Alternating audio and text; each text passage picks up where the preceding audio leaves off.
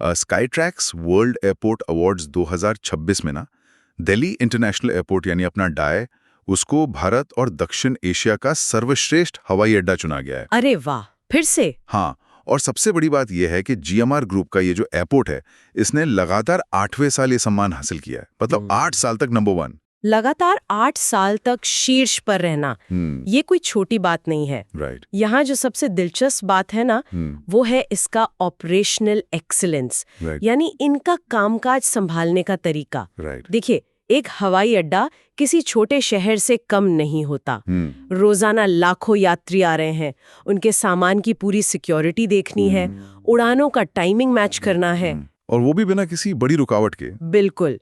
इन सबको एक साथ बिना रुके संभालना एक लॉजिस्टिक चमत्कार है। ये अवार्ड सिर्फ चमकदार फर्श और अच्छी इमारतों के लिए नहीं मिलता। हाँ, वो तो कोई भी बना लेगा। सही कहा। ये अवार्ड इस बात के लिए मिलता है कि आपका सिस्टम दबाव में या पीक आवर्स में कैसा परफॉर्म करता है। और दबाव से मुझे याद आया, सिर्फ हवाई अड्डों पर ही नहीं, हमारे भौतिक इंफ्रास्ट्रक्चर के मोर्चे पर भी काफी बड़े काम हो रहे हैं। अच्छा? जैसे अभी Mumbai Ahmedabad bullet train project के तहत पालघर में वो सफाले गांव के पास एक बहुत ही क्रिटिकल टनल ब्रेक थ्रू हुआ है। ओह, वो सुरंग का काम जो पूरा हुआ? एग्जैक्टली। जिसे अभी रेल मंत्री अश्विनी वैष्णव जी ने वर्चुअली देखा भी था। और इसके अलावा एक और अचीवमेंट है। पारादीप पोर्ट अथॉरिटी ने ना स्वच्छता पखवाड़ा अवार्ड्स 2025 में फर्स्ट प्राइज जीता है। ये तो बहुत अच्छी खबर है। लेकिन यहाँ मैं एक और एंगल जोड़ना चाहता हूँ। हम चाहे कितनी भी आधुनिक बुलेट ट्रेन की सुरंगें बना लें या वर्ल्ड क्लास एयरपोर्ट खड़े कर लें, इन्हें चलाएंगे तो इंसानी। बिल्कुल। और इसी ह्यूमन एलिमेंट पर एक बड़ी न्यूज़ है। हाल ही में एयरपोर्ट्स अथॉरिटी ऑफ इंडिया यानी एएआई के बोर्ड में सुश्री निवेदिता दुबे ने पहली महिला डायरेक्टर ह्यूमन रिसोर्सेज के रूप में पदभार संभाला है। ये एआई के लिए एक बहुत बड़ा माइलस्टोन है। और माइलस्टोन सिर्फ उनका पद नहीं है, उनके नाम एक बहुत ही एक अनोखा रिकॉर्ड है। अपने 3 दशक के लंबे करियर में उन्होंने बिना किसी वर्क आवर लॉस के काम किया है। Wait, 0 work hour loss? हाँ, मतलब बिना एक भी काम का घंटा बर्बाद किए उन्होंने इतने बड़े संगठन में शानदार इंडस्ट्रियल रिलेशंस बनाए रखे हैं। ये आंकड़ा तो अपने आप में बहुत कुछ कह रहा है। देखिए, 0 वर्क आवर लॉस का सीधा सा मतलब है कि उनके नेतृत्व में कभी कोई ऐसी बड़ी हड़ताल या कोई ऐसा विवाद नहीं हुआ जिसकी वजह से काम रोकना पड़ा हो। राइट। मैं ना इस एचआर वाले नेतृत्व की तुलना एक एयर ट्रैफिक कंट्रोल सिस्टम से कर रहा था। दिलचस्प है। कैसे? डीआरडीओ ने काफी कुछ किया है हाल ही में। हाँ, अभी डीआरडीओ ने चांदीपुर रेंज से VSHORDS यानी very short range air defence system, इसके 3 लगातार सफल उड़ान परीक्षण किए हैं। सामरिक दृष्टि से देखा जाए तो ये परीक्षण बहुत ही अहम है। VSHORDS की सबसे बड़ी खासियत क्या है कि ये एक स्वदेशी रूप से विकसित मैन पोर्टेबल सिस्टम है। मैन पोर्टेबल मतलब एक अकेला सैनिक इसे उठा सकता है। एग्जैक्टली। इसका मतलब है कि एक सैनिक इसे आसानी से कंधे पर उठाकर कहीं भी ले जा सकता है, पहाड़ों में भी। देखिए, आज के मॉडर्न वॉरफेयर में सबसे बड़ा खतरा बड़े बड़े लड़ाकू विमान नहीं है। तो फिर क्या है? सबसे बड़ा खतरा है छोटे तेज गति वाले ड्रोन्स और कम ऊंचाई पर उड़ने वाले हथियार जो रडार में भी नहीं आते। राइट, जो अचानक से हमला करते हैं। हाँ, तो ये सिस्टम इन तेज गति वाले हवाई खतरों को बहुत करीब आने पर भी कुछ ही सेकंड्स में ट्रैक करके नष्ट करने में सक्षम है। अरे वाह!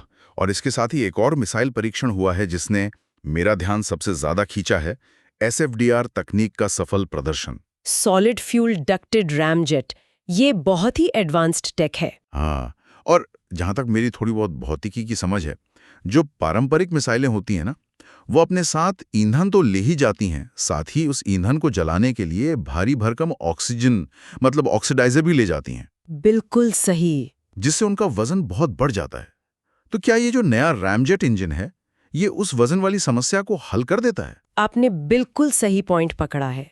जो पुरानी मिसाइलें होती हैं, वो अपने कुल वजन का लगभग 60 से 70% हिस्सा सिर्फ ऑक्सीडाइजर के रूप में ढोती हैं। बाप रे, इतना ज्यादा? हाँ, लेकिन इस SFDR तकनीक में रैमजेट इंजन का इस्तेमाल होता है। ये मिसाइल जब सुपरसोनिक गति से यानी आवाज की रफ्तार से भी तेज उड़ती है, तो ये सामने की हवा को रैम करती है। रैम करती है मतलब जोर से खींचती है? हाँ, हवा को बहुत जोर से अंदर खींचकर कंप्रेस करती है और वायुमंडल में जो ऑक्सीजन मौजूद है उसी का इस्तेमाल करके अपना ईंधन जलाती है। मतलब ये उड़ान के दौरान ही अपना ऑक्सीजन बाहर हवा से ले रही है, इसे साथ लेकर उड़ने की जरूरत नहीं। एकदम सही। और ऑक्सीडाइजर का भारी वजन कम होने से हमें 2 बहुत बड़े फायदे मिलते हैं। क्या क्या? पहला, मिसाइल का वजन कम होने से उसकी गति कई गुना बढ़ जाती है, और दूसरा, इसके मार करने की रेंज में जबरदस्त इजाफा हो जाता है। राइट, मतलब वो और दूर तक जा सकती है। बिल्कुल। ये हमारी हवा से हवा में मार करने वाली मिसाइलों को दुश्मनों पर एक बहुत भारी सामरिक बढ़त देती है। ये लिटरली इंजीनियरिंग का एक अद्भुत नमूना है ना? और जब हम एरोस्पेस इंजीनियरिंग की बात कर ही रहे हैं तो हमारे रक्षा मंत्री जी ने बेंगलुरु में GTRE का दौरा किया है। Gas turbine research establishment. वहाँ क्या अपडेट है? वहाँ कावेरी इंजन और जो हमारा AMCA फाइटर जेट है उसके लिए 6ठी पीढ़ी के इंजन की तकनीक पर गंभीर चर्चा हुई है। 6th जनरेशन इंजन, ये बहुत बड़ा कदम है। हाँ, और इसके साथ ही ना अंतर्राष्ट्रीय स्तर पर भी काफी कूटनीतिक हलचल है। जैसे असम के मिसामारी में भारत और किर्गिस्तान के बीच जॉइंट स्पेशल फोर्सेस एक्सरसाइज का 13वां संस्करण शुरू हुआ है। अभ्यास खंजर। राइट, खंजर। इसका मुख्य फोकस शहरी और पहाड़ी इलाकों में काउंटर टेररिज्म और स्नाइपिंग स्किल्स पर है। और दूसरी तरफ एक और इवेंट हुआ अभी हाल ही में, एक नई खोज न्यूज में रही, डिलेनिया नागालिम। डिलेनिया नागालिम, ये वो नई प्रजाति है ना? हाँ, ये इंडो म्यांमार सीमा के पास मणिपुर के कामजोंग जिले में खोजी गई पौधे की एक बिल्कुल नई प्रजाति है। अच्छा, खूबसूरत जेस्चर है। मेरी नजर में इतने बड़े और घने जंगल में किसी एक नई प्रजाति का मिलना किसी क्षेत्र के एवोल्यूशनरी हिस्ट्री यानी विकासवादी इतिहास के एक मिसिंग पजल पीस को खोजने जैसा है। ये एनालॉजी एकदम सटीक बैठती है। देखिए, ये जो डिलेनिया नागालिम है, ये एक एंडेमिक यानी स्थानिक प्रजाति है। स्थानिक प्रजाति, इसका क्या मतलब हुआ? इसका मतलब है कि ये धरती पर इस खास इलाके के अलावा और कहीं प्राकृतिक रूप से नहीं पाई जाती। ओह, मतलब सिर्फ वहीं मिलेगी, दुनिया में और कहीं नहीं। एग्जैक्टली। और जब हम ऐसी प्रजातियों को खोजते हैं ना, तो हमें सिर्फ एक नया पौधा नहीं मिलता, हमें उस पूरे क्षेत्र के इकोलॉजिकल संतुलन और वहाँ के प्राचीन इतिहास को समझने का एक नया सुराग मिल जाता है। ये प्रकृति का अपना एक बिल्कुल अलग विज्ञान है। बिल्कुल। और इसी विज्ञान और परंपरा के मेल का एक और बेहतरीन उदाहरण नई दिल्ली में देखने को मिला। वहाँ आयुष चिंतन शिविर 2026 का उद्घाटन किया गया है। आयुष चिंतन शिविर, इसका मुख्य फोकस क्या था इस बार? आयुष मंत्रालय द्वारा आयोजित इस शिविर का जो मेन गोल था वो है पारंपरिक चिकित्सा को आधुनिक हेल्थ केयर सिस्टम के साथ जोड़ना।